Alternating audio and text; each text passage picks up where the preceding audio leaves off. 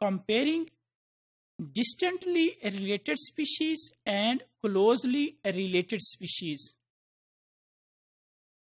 Highly conserved genes have changed very little over the time. These help to clarify a relationship among species that diverged from each other long ago. When we do the comparison between distantly related species, we see that those genes which are highly conserved, they change very little. Comparing distantly related species like bacteria, archaea, and eukaryotes diverged from each other approximately 2 to 4 billion years ago. Highly conserved genes can be studied in one model organism. Mean we can study those genes which are highly conserved between the species. Those genes can be studied with the help of taking any model organism.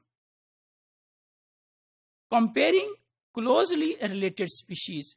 Genetic differences between closely related species can be correlated with phenotypic differences. Genetic comparison of several mammals with non-mammals help to identify what makes them the mammals. So if we do the comparison at the DNA level or at the genetic material, we can identify that what is the difference between the genomes of the mammal and the genomes of the non-mammals. So with the help of those genes or the genetic makeup, we can differentiate that what is the difference of the DNA and what is the difference of the genome that makes the mammal and non-mammal.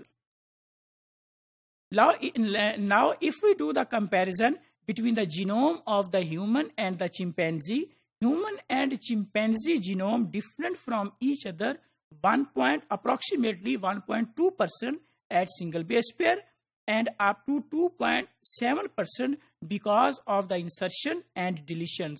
So overall, the difference between the genomes of humans and the genome of chimpanzee, the difference at the level of the genome is approximately 1 to 1.5, between 1 to 1.5%. Several genes are evolving faster in case of humans when we study and when we do the comparison between the chimpanzee. In case of humans, there are many genes which are involved faster as compared to the genes which are present on the genomes of the chimpanzee. Genes involved in defense against malaria and tuberculosis and in regulation of brain size, gene code for transcription factor. These are all those genes that evolved faster in case of humans when we compare it with the genomes of the chimpanzee. Humans and chimpanzee differ in the expression of FOXP2 gene, whose product turn on the genes involved in the vocalization.